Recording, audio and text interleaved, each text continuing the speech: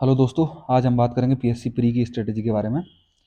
Actual में लोगों को क्या लग रहा है कि वैकेंसी बहुत कम है, तो प्री बहुत डिफिकल्ट हो जाएगा, इसलिए तैयारी नहीं करनी चाहिए। ऑलमोस्ट सारी कोचिंग्स में सब जगह बच्चे इंटरेस्ट नहीं ले रहे हैं तैयारी करने में। और जो बच्चे मेंस लिख रहे हैं 2023 वाला, वही बच्चे फिर से इस प्री को देंगे और आराम से निकाल लेंगे। इसमें चेंजेस कुछ भी नहीं है।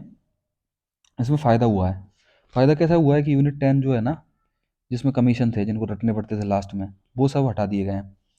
और इसमें इंटरेस्टिंग सब्जेक्ट है, जैसे यूनिट 1 है, 2 है, 3 है और यूनिट 10 है, ये जोड़ दी गई हैं। इनकी वजह से क्या होगा कि 4 यूनिट हैं, यानी 4 यूनिट में 40 नंबर का जो पोर्शन है, उसमें एमपी का फ़ायदा है। तो इसमें क्या होगा कि जो आउटसाइडर बच्चे हैं, वो वाले बच्चे कम अंदर आ पाएंगे, यानी कंपटीशन बाहर वाले बच्चों से ख़त्म हो जाएगा। केवल एमपी के बच्चों में कंपटीशन रहेगा। एमपी में भी लोग इंटरेस्ट की तैयारी नहीं कर रहा है, जो एक्चुअल मेंस लिख रहे हैं वो बच्चे इस चीज़ की तैयारी करेंगे। तो अभी से 2 महीने बचे हुए हैं आज से, और 2 महीने में हमें किस तरीके से अपना प्लान रखना चाहिए कि हम आराम से प्री क्वालीफाई कर लें। तो इसका सिंपल सा तरीका ये है कि एग्ज़ाम 28 अप्रैल को है। 28 अप्रैल से अपन रिवर्स में अगर अपनी तैयारी करें, तो रिवर्स में अपन को वो सारी चीज़ें पहले कंप्लीट करनी है जो चीज़ें इसमें नहीं हैं। जैसे यूनिट 1 को देख लेना है, यूनिट 2 को देख लेना है और यूनिट 10 को देख लेना है। यूनिट 10 वैसे ऑलमोस्ट आप सब लोगों ने पढ़ी होगी पहले से, और इसमें कुछ ऐसा स्पेशल नहीं है, लेकिन यूनिट 10 जो है, इससे आने वाले क्वेश्चन गलत ज़्यादा हो सकते हैं और होते भी हैं अक्सर, क्योंकि ट्राइबल एरिया है। बहुत सारे लोग ट्राइबल्स के क्वेश्चन, मतलब ट्राइबल्स के क्वेश्चन जब आते हैं ना, तो इनके बारे में ट्राइबल्स को भी पता नहीं होता, तो बाकी सब लोगों को कैसे ही पता होगा। और यूनिट 3 जो है ज्योग्राफी की, ये सब की, चाहे प्री लिख रहा हो कोई बंदा, चाहे मेंस लिख रहा हो, चाहे कोई से भी कॉम्पिटेटिव एग्जाम की तैयारी कर रहा है, ये सबसे सिंपल यूनिट हो जाती है और ये आराम से तैयार हो जाती है, इसका लोड लेने की जरूरत नहीं रहती। जो नया सिलेबस जुड़ा हुआ है यूनिट 1 का, उसमें जो नई चीज़ें जुड़ी हुई हैं, उनको इसमें क्या है एक्चुअल में कि बहुत ब्रॉड में जोड़ा गया है। तो आप इसको कंप्लीट कवर तो नहीं कर सकते, लेकिन एक एवरेज बच्चा कितना कवर कर सकता है उतनी तैयारी आपको इसकी कर लेनी चाहिए। और जैसे ही इसकी तैयारी हो जाती है, तो इसका लोड आपको एग्ज़ाम के पास में जाके नहीं लेना है, क्योंकि ये ऐसी चीज़ें हैं जो नहीं आएगा किसी को, वो किसी को भी नहीं आएगा, और जो आएगा वो सबको आएगा। जैसे 19वीं सदी है, ये आप हिस्ट्री में पढ़ते ही होंगे। भारत का स्वतंत्र संघर्ष संघर्ष है, ये भी आप पढ़ते होंगे। और ये स्वतंत्रता के पश्चात का भारत का एकीकरण है, ये भी सब लोगों ने पढ़ा होगा। तो ये आम चीज़ें हैं। नई चीज़ें क्या हैं, जैसे ये हिंदुस्तान के बारे में जो अपनी कल्चर है, जैसे अभी वर्तमान में क्या चल रहा है, जो प्रेजेंट गवर्नमेंट है वो क्या कर रही है, कल्चरली हिंदुस्तान को, इंडियन कल्चर को रिवाइव करने की कोशिश कर रही है। जो हिंदुस्तान के लोग हैं, हिंदुस्तान की संस्कृति को समझें, उसको रिवाइव, मतलब रिवाइवल जो प्रॉपर तरीके से हो। और लोग जो इल प्रैक्टिसेस, यानी वेस्टर्नाइजेशन वगैरह का प्रभाव जो पड़ रहा है, जो बाहर की संस्कृति की वजह से लोग परेशान हो रहे हैं, डिप्रेशन के शिकार हो रहे हैं, वो सारी चीज़ें खत्म हो, एजुकेशन में ये पार्ट जुड़ जाए और एडमिनिस्ट्रेशन का पार्ट भी बने। तो इसमें नई चीज़ें जोड़ी हैं, इनका क्रिस्प कंटेंट आप लोगों को तैयार करना चाहिए। और इसमें ज़्यादा दिमाग लगाने की ज़रूरत नहीं है। जो भी फैक्ट फिगर थोड़े बहुत होते हैं, उनको आपको तैयार कर लेना है इनके बारे में। ये बेसिक नॉलेज इनको रखना है, और इस पे पूरी जान नहीं डालनी कि नहीं हम इसको 100% सारे उपनिषद हम पढ़ लेंगे। सारे उपनिषद तो बहुत सारे होते हैं, एक उपनिषद भी आप तैयार 2 महीने में नहीं पढ़ सकते, इतना डिफिकल्ट ये होता है। वेद भी नहीं पढ़ने, मतलब इनकी फैक्चुअल डेटा थोड़ा बहुत है, उनको कलेक्ट कर लेना है। और भारत की जो कल्चर वाला प्रारूप है, इसमें भी आपको बेसिक नॉलेज, यानी जैसे नितिन सिंघानिया की बुक होती है, नितिन सिंघानिया में से जैसे जो भी पूछ रहा है, उन चीज़ों के टॉपिक वाइज उठा के आपको उसके देख लेने हैं बस, और याद करने की कोशिश नहीं करनी, केवल देख लेना है। इस तरीके से यूनिट 2 है, इतिहास, संस्कृति और साहित्य। इसमें भी साहित्य बहुत बड़ा दायरा है। साहित्य में कभी कोई इंसान 100% परिपक्व नहीं हो सकता। इसमें आप रिलेटिवली बेटर हो सकते हो। तो आपको क्या करना है कि जो रिलेटिवली, यानी दूसरे बंदे तैयारी कर रहे हैं, अप्रोक्स उतनी तैयारी करना है कि जो भी वो बंदे पढ़ते हैं उसके बराबर जो क्वेश्चन उनका सही हो रहा है, वो क्वेश्चन तुम्हारा भी सही होना चाहिए। फिर, और ये मध्य प्रदेश का जो इतिहास है, इसमें भी गहराइयों में नहीं डूबना है। कुछ लोग भावनाओं में कि हम तो एमपी की हिस्ट्री को बिल्कुल घोंट देंगे, उसके बाद ही दम लेंगे, तो ऐसी कंडीशन नहीं करनी है। ये स्वतंत्रता आंदोलन में आपका बहुत अपना बहुत कम कंटेंट अपन को पढ़ना पड़ता है, इसको पढ़ लेना है आराम से। मध्य प्रदेश में कला और स्थापत्य कला दोनों ही बहुत कमज़ोर है। एमपी ऑलमोस्ट स्टार्टिंग से ही, क्योंकि अ, इंडिया का सेंट्रल पार्ट रहा है ये, तो इसमें ज़्यादा डेवलपमेंट देखने को नहीं मिलते। तो ज़्यादा इसमें ना तो स्थापत्य है, ना कला है, ना कला तो फिर भी है, स्थापत्य ज़्यादा नहीं है। तो आपको जो भी थोड़ा बहुत है उसको पढ़ लेना है। जनजातियाँ बहुत हैं, क्योंकि इसमें 21% के आसपास यहाँ ट्राइबल लोग रहते हैं, तो जनजातियाँ विभिन्न हैं। लेकिन जनजातियों के बारे में जितना किताबों को पता है उतना इंसानों को नहीं पता। इवन किसी व्यक्ति को, झाबुआ के बारे में ही जो किताबों में लिखा हुआ वो नहीं पता होता है। इसलिए इनको पता करना और उसको समझ लेना, क्योंकि ये या तो इनकी संस्कृति बोलियाँ पहले रही हैं, या जो भी इनका इतिहास रहा है, ऐसे क्वेश्चन आ जाते हैं जिसमें गलत होने की संभावना रहती है। और ये क्वेश्चन प्रैक्टिकली पॉसिबल नहीं होते, इनमें कॉमन सेंस काम नहीं करता इसमें। ये तो आपको जानकारी है या नहीं है। फिर त्योहार संस्कृति वगैरह, कई बार क्या होता है कि कन्फ्यूजन होती है, एक एक के दो दो आंसर होते हैं। ऐसे क्वेश्चन बहुत सरल सरल क्वेश्चन आते हैं और जनरली बन जाना चाहिए। इसमें पीएससी भी कन्फ्यूज हो जाता है कई बार। तो साहित्यकार और उनकी कृतियाँ, एक्चुअल में मध्य प्रदेश में जो साहित्यकार हैं वो बहुत सारे रहे हैं, ग्वालियर में भी, जबलपुर में भी, उज्जैन में भी। तो इनको अपन को वैसे तो ऑलमोस्ट मुझे नहीं लग रहा जो भी पीएससी की तैयारी कर रहा है उसको इनके बारे में नहीं पता होगा, सबको पता होगा था। थोड़ा सा इस पर क्लैरिटी रखें, जिससे कि जो भी क्वेश्चन आता है उसको प्रॉपरली अटेम्प्ट कर सकें। ठीक है, जैसे माखनलाल चतुर्वेदी है, उज्जैन के जो भी महाकवि कालिदास जी हैं, ऐसे इंपॉर्टेंट ये केवल एमपी में ही नहीं पूछे जाते। यूपी पुलिस का पेपर हुआ था, उसमें भी अभी ये पूछे गए थे। धार्मिक सांस्कृतिक पुरातात्विक जो पर्यटन स्थल हैं वो भी गिने चुने हैं, एमपी में विशेष नहीं है, तो उनको आप देख लें। जैसे उज्जैन है, चित्रकूट है, और धार्मिक स्थल में ये आ जाते हैं। सांस्कृतिक कल्चरली जैसे ग्वालियर है, खजुराहो है, ऐसे इसमें ये आ जाते हैं। पुरातात्विक स्थल हैं कुछ, जैसे ये सांची है, ऐसी जगह जो भी हैं, भीमबेटका वगैरह हैं। तो वो सारी चीज़ें देख लो। ये तीन ही है मात्र, तो इनको भी आप आराम से कवर कर सकते हो। कि आपको अपना बर्डन कम करने का एक तरीका है, उसको है कि टू द पॉइंट आप तैयारी करें, टू द पॉइंट पढ़ते रहें। जहाँ बेगनेस, जहाँ ज़्यादा पढ़ने की जरूरत है वहाँ आप समय निकाल के बाद में कभी पढ़ लें। फिर उसके बाद ये बहुत इसमें से बेसिक क्वेश्चन आते हैं, ऑलमोस्ट सबके सही हो जाते हैं, उसको रख लें। ये इंडिया की ज्योग्राफी है, और इसके बाद जो एमपी की ज्योग्राफी है, इसको भी आप आराम से तैयार कर लें, और सबकी तैयार होती है लगभग, ये जो भी सिविल सर्विस की तैयारी कर रहा है। फिर इसमें इंडियन पॉलिटी के जो भी क्वेश्चन आएंगे उसमें से आपको ये सारे क्वेश्चन तो बन ही जाते हैं, लेकिन इसमें जो राष्ट्रीय एवं प्रादेशिक संवैधानिक सांविधिक आयोग एवं संस्थाएं जो यूनिट 10 से हटे हैं, इन पे ज़्यादा माथाफोड़ी ना करें। इनका एक क्वेश्चन से दूसरा भी नहीं आएगा, अगर आएगा तो, और या तो सबसे बनेगा या नहीं बनेगा। तो इन पे घबराएं नहीं कि क्या करना क्या नहीं करना, बाकी सब चीज़ों को कंप्लीट करके रखें। जो भी बेसिक है इनमें से गलती नहीं होनी चाहिए, इनमें से ज़्यादा परेशान होने की ज़रूरत नहीं है। और फिर ये है, इसमें भी लोग रटारटी की कोशिश करते हैं, इसमें भी बहुत ज़्यादा कंटेंट है। इसमें भी जो बेसिक नॉलेज है, कुछ ट्रिक विक बना के ABCD करके जो आर्टिकल्स वगैरह हैं उनको याद कर लें, इस तरीके से चलें, और भावनाओं में ना बहें। किताबों से तैयारी ना करें। किताबें, कई सारे लोग हैं कॉपी पेस्ट करके किताबें बेचने के चक्कर में बहुत सारा कंटेंट वो मार्केट में फैला देते हैं। वो कंटेंट कोई काम का नहीं होता, उसका एग्ज़ाम से कोई लेना देना नहीं। एग्ज़ाम क्वालिफाई करने का तरीका आपकी जनरल अवेयरनेस प्लस एग्ज़ाम जिस दिन है उस दिन तक आपका, उसके 2 दिन पहले से टेम्परामेंट कैसा है, वो टेम्परामेंट आपका एग्ज़ाम क्वालिफाई करवाता है। यानी आप पढ़ते लिखते हो, इससे कोई फ़र्क नहीं पड़ता। आपकी अवेयरनेस कैसी है, आपने बचपन से चीज़ों को ऑब्जर्व कैसे करा है, आपकी एजुकेशन कैसी रही है, वो ज़्यादा मैटर करते हैं। आप दो महीने में आप 2 साल का खाना नहीं खा सकते। तो इसलिए इस तरीके से रहें। जो भी आपकी स्थिति है, या अगर आपका अवेयरनेस कमज़ोर है तो उसको एक्सेप्ट करें, अवेयरनेस बढ़ाएं। और अगर अवेयरनेस ठीक है तो पैनिक ना करें। पैनिक होने की वजह से बहुत सारे बच्चे फेल हो जाते हैं। वो पैनिक क्या कर जाते हैं कि एग्ज़ाम में उल्टा सीधा लगाते हैं, ओवर थिंकिंग करते हैं, इसकी वजह से वो बच्चे प्री भी क्वालिफाई नहीं कर पाते। कुछ बच्चे ऐसे होते हैं जिनकी हैंड राइटिंग बहुत अच्छी होती है, जो लिखते बहुत अच्छा है।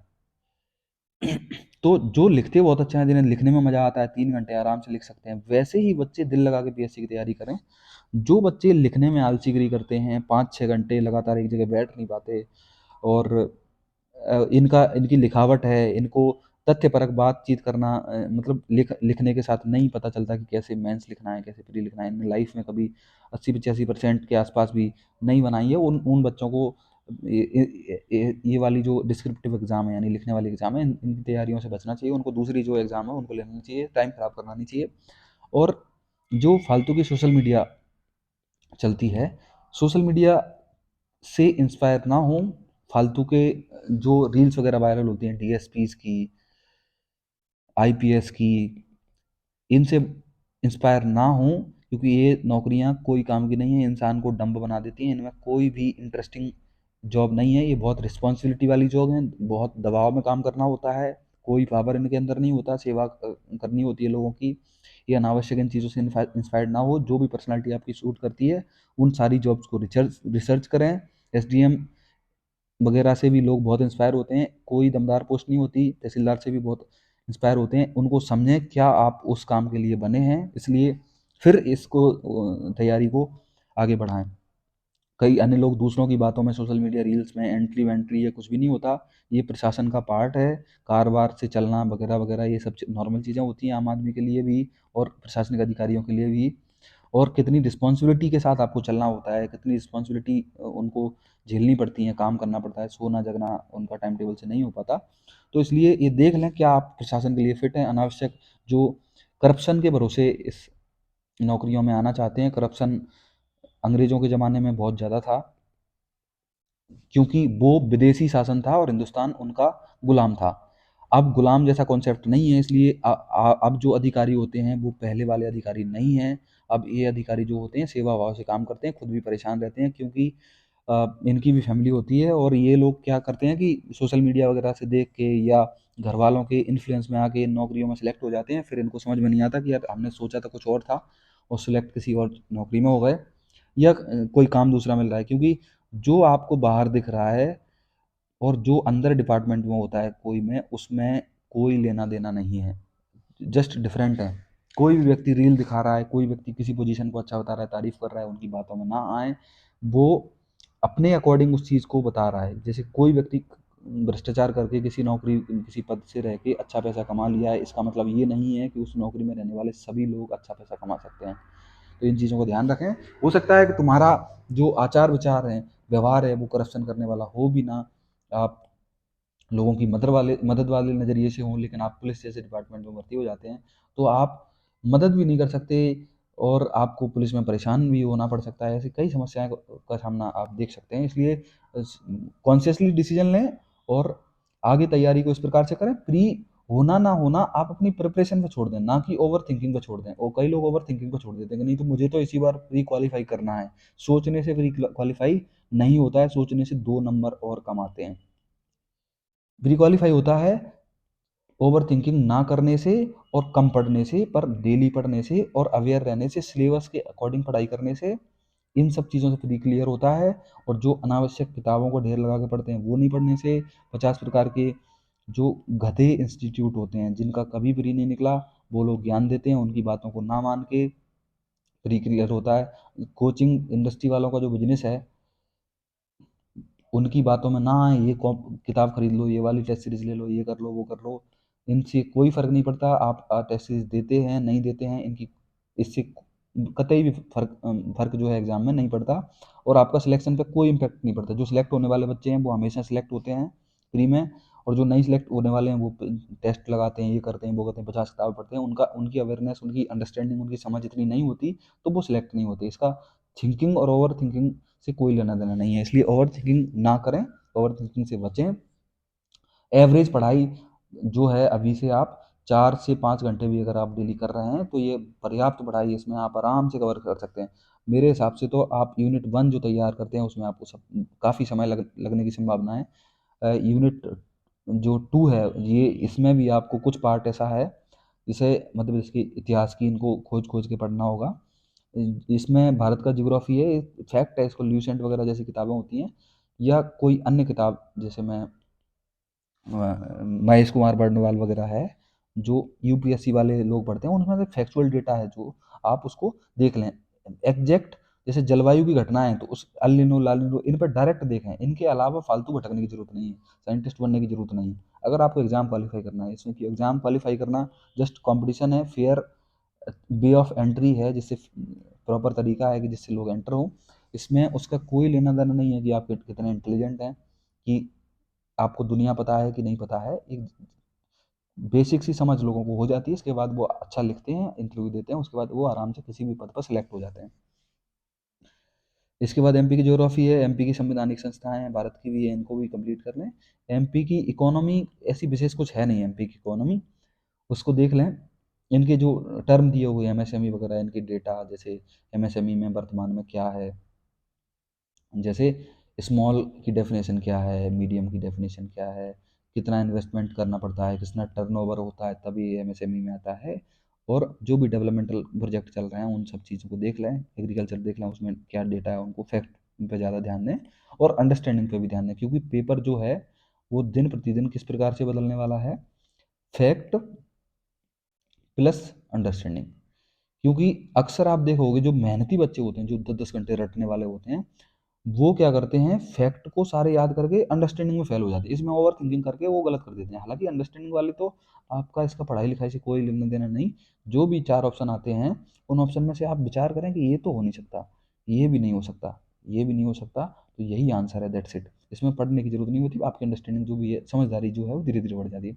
फैक्ट में कोशिश करें कि यही वाली टेक्निक इसमें इस्तेमाल करें और फैक्ट को इम्प्रूव करने की कोशिश करें दिन बाई दिन। ये फैक्ट आप 2 महीने में 50 किताबें पढ़ के इनको नहीं इम्प्रूव कर सकते, इसके लिए धीरे धीरे क्रम क्रम से आप अध्ययन करते आएंगे, तो आपके आप अपने आप धीरे धीरे फैक्ट भी सही होने लग जाएंगे, और फैक्ट में गलती होने के चांस ज़्यादा होते हैं। और ये कॉमन सी फिनोमेना है, इसमें कोई बड़ी बात नहीं कि तुम्हारे ही गलत होते हैं, स्टार्टिंग में सबके गलत होने। इस प्रकार ये साइंस, इन्वायरमेंट एंड हेल्थ, इनके भी बड़े बेसिक से क्वेश्चन आते हैं। जनरली पीएससी का जो पेपर है उसमें 80 क्वेश्चन जो हैं वो सब से ही बन जाते हैं, और इतने से ज़्यादा कट ऑफ ही नहीं जाता, और इतने पे ही कट ऑफ जाना है हर बार। वैकेंसी से ऊपर नीचे होने से कोई फ़र्क नहीं पड़ता, क्योंकि जैसे ही वैकेंसी ऊपर जाती हैं बच्चों की संख्या और मेहनत बढ़ जाती है, जैसे वैकेंसी नीचे जाती है बच्चों का कंपटीशन का करने का मन और संख्या दोनों ही कम हो जाती है। तो यानी कि इनसे कोई फ़र्क नहीं पड़ने वाला कि अब वैकेंसी ज़्यादा है तो बच्चे ज़्यादा हैं और ज़्यादा मेहनत करते हैं, और वैकेंसी कम है, बच्चे कम है और कम मेहनत करते हैं। सिंपल सा कॉन्सेप्ट है। कई लोग इसमें ही कंफ्यूज रहते हैं कि अब की बार तो 110 वैकेंसी है भैया, क्या ही होगा इस बार तो। इसलिए इसका कट ऑफ नीचे, सब कुछ नीचे, यानी बराबर में जाता है, कम वैकेंसी पे नॉर्मल कट ऑफ। इसको भी तैयार कर लें, बेसिक सी अंडरस्टैंडिंग इसकी कर लें। इसमें बहुत स्कोप है पढ़ने का, लेकिन उतना ज़्यादा नहीं पढ़ना है, क्योंकि जो भी क्वेश्चन आएंगे उसमें से जैसे 5 क्वेश्चन आते हैं तो 5 में से 4 क्वेश्चन बहुत बेसिक होंगे, एक के लिए माथा फोड़ी क्यों करनी, और क्यों ज़्यादा 50 किताब पढ़नी, क्योंकि वो आपसे अगर बनना होगा, अगर अंडरस्टैंडिंग आपकी अच्छी होगी तो बन जाएगा, नहीं बनना होगा तो नहीं बनेगा किसी भी किताब को पढ़ने से, क्योंकि उनको थोड़ी सा अपना आ रहा है कि आप कौन सी किताबें रटने में लगे हुए हो। इनकी सामान्य समझ है उनको लास्ट में तैयार कर लें, एग्ज़ाम के कुछ दिन पहले, या आप डेली न्यूज़पेपर वगैरह पढ़ते हैं जो भी एमपी का है या इंडिया लेवल का है, तो उसको या तो आप डेली फॉलो करते हैं, या फिर नहीं फॉलो करते तो आप अभी मेहनत करने की कोशिश ना करें। लास्ट में जो भी तथ्यवाण वगैरह आता है मध्य प्रदेश में, इस प्रकार की किताबें, जैसे स्पीडी पढ़ लें, अंतर्राष्ट्रीय समसामयिक घटनाएं के लिए, ये दोनों कवर हो जाएंगे। मध्य प्रदेश में तथ्यवाण वगैरह ऐसी कोई किताब आती है तो उसको पढ़ लेते हैं, इनको बेसिक, क्योंकि इनमें से जो बनने हैं, जो आपकी समझ होगी वो 50% अगर प्लस आप इनमें से क्वेश्चन सही कर रहे हैं तो वो बहुत अच्छी बात हो जाती है। और इसमें से जो मेन क्वेश्चन होते हैं, मतलब जैसे जो हाईली पॉपुलर क्वेश्चन होते हैं वो आते हैं, इसमें कोई वैसा क्वेश्चन नहीं आता कि बहुत डीप से पूछ रहा है, बिल्कुल बेसिक होता है, लेकिन दरअसल क्या होता है कि इन्फॉर्मेशन बहुत ज़्यादा होती है, इसलिए लोगों को याद नहीं रह पाता। इसलिए इसमें से सारे क्वेश्चन सिंपल आने हैं, इसमें से ऑलमोस्ट, इसमें जो माइंड आपका एग्ज़ाम हॉल में चलेगा वो डिसाइड करेगा कि आप इसको सही करोगे गलत करोगे। इसका भी जनरल जो नॉलेज है उसको देखते रहें आप, और इसका भी अध्ययन कर लें। बाकी ये यूनिट 10 है जो नई है, वो डिसाइडिंग भी रहेगी इसमें। इस तरीके से आप तैयारी करें और जुड़े रहें हिट भारत से। हम लोगों आपको जो भी मार्केट में अनावश्यक चीज़ें चल रही हैं उनसे हम तुम्हें दूर रखने की कोशिश करेंगे, प्रॉपर गाइडेंस। एक्चुअल में बच्चा 2 साल तो जो कोचिंग माफिया वगैरह हैं और सोशल मीडिया की रील्स वगैरह हैं, इनकी वजह से बच्चे 1-2 साल तक तो फालतू मार्केट में भटकते रहते हैं, एग्जाम तक पहुंच ही नहीं पाते, प्री मेरी निकाल ही नहीं पाते वो। तो इन चीज़ों से बचें। हम कोशिश करेंगे कि आपको जो भी जेन्युइन नॉलेज होगी, जो आपकी हेल्प कर सकती है, क्योंकि हम भी बिल्कुल ज़ीरो से अपनी ज़िंदगी की शुरुआत किए हुए हैं और कोशिश करते हैं कि हम भी हमारी और आप सबकी ज़िंदगी बेहतर कर सकें। इसलिए हम प्रयास करते हैं, और क्योंकि आप और हम जो हैं वो सेम कैटेगरी से, सेम परिवेश से आते हैं कहीं न कहीं, क्योंकि जो गवर्नमेंट जॉब्स वगैरह होती हैं, वो तैयारी जो करते हैं वो एक पर्टिकुलर स्टार्टा है जिसके पास इसके अलावा कोई ऑप्शन नहीं है, वो लोग इनकी तैयारी करते हैं। बाकी जिनके पास ऑप्शन है वो कभी भी इन जॉब्स की तैयारी नहीं करते, वो अपना अच्छा एजुकेशन रखते हैं और वो अच्छे एजुकेशन के बाद उस बेस पे कुछ भी काम करते हैं, और जितना ये ज़िंदगी में कमाते हैं उतना वो एक साल में कमा लेते हैं। तो इसलिए जो अपना परिवेश है, अपने परिवेश में जो अनियमितताएँ या बिजनेस वाली कम बातें बढ़ गई हैं, सोशल मीडिया के थ्रू लोग एक दूसरे को इन्फ्लुएंस करने में लगे हुए हैं, और कोचिंग वाले लोग बच्चों का फ़ायदा उठाने में लगे हुए हैं। कोई 100 रुपये में फालतू का कोर्स बेच रहा है, कोई 1000 रुपये में कोर्स बेच रहा है। इवन ऑफलाइन वाले तो इन बच्चों से फालतू के 1.5 लाख रुपए में फीस ले रहे हैं। कोई 50,000 ले रहा है, कोई 1 लाख ले रहा है। इस प्रकार की फीस, और कोचिंग वाले खुद बड़ी बड़ी बिल्डिंग रेंट पे लेके रखे हुए हैं, और वो रेंट ओनर ले रहा है, ओनर अपने बच्चे को विदेश पढ़ा रहा है। इस प्रकार से पूरा तंत्र चल रहा है। इस तंत्र से बचें और अपनी समझ का उपयोग करें, और जब तक सही जानकारी नहीं मिलती है तब तक अपनी क्यूरोसिटी को बनाए रखें और खोजते रहें। टोटल अपने आप को आइसोलेट ना करें। आइसोलेट जो है, इसका मतलब है कि कट ऑफ ना हो दुनिया से, जिसमें क्या होता है, बच्चे किताबों से ही मतलब रखते हैं, पढ़ाई से ही मतलब रखते हैं, पढ़ाई से मतलब नहीं रखें। क्योंकि जो जनरल अवेयरनेस होती है, सामान्य वातावरण होता है, आसपास के दोस्त यार बनाएं, बातचीत करें और सबका व्यू जानें। बेकार व्यक्ति से भी मिलें और अच्छे व्यक्ति से भी मिलें, और अच्छे व्यक्ति बेकार व्यक्ति से मिलने से आपका जीवन का अनुभव बेहतर होगा। ये आपको नौकरी में भी बाद में काम में आएगा, क्योंकि जितना अध्ययन आप कर रहे हैं आज 4 से 5 घंटे, इसका 2 गुना से 3 गुना आपको काम नौकरी में करना पड़ेगा। ये प्रैक्टिकल है, इसमें कोई भी मिलावट नहीं है कि लोग सोशल मीडिया वाले बताते हैं कि डीएसपी बनने के बाद या एसडीएम बनने के बाद जलवा होता है। ऐसी कोई चीज़ नहीं होती। हर 2 साल 3 साल में 6 महीने में ट्रांसफ़र होते रहते हैं।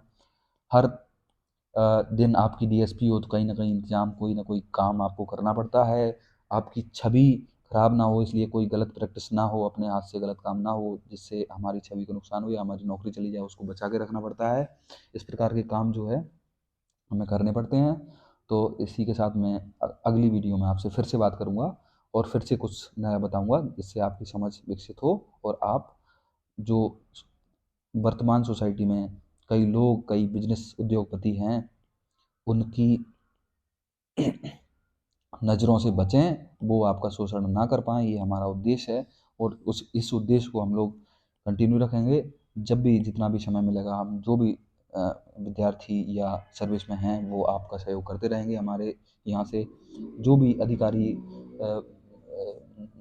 इस वीडियो को बनाएगा, वो आपको सहयोग करता रहेगा पूर्ण ईमानदारी के साथ, और जिससे आपका 100% सहयोग होगा। और आप इन बातों को किसी भी कोचिंग इंडस्ट्री में पैसे देकर प्राप्त नहीं कर सकते, जो आपको यहाँ पर फ्री में मिलती रहेंगी। बहुत बहुत धन्यवाद। मिलते हैं अगली वीडियो में।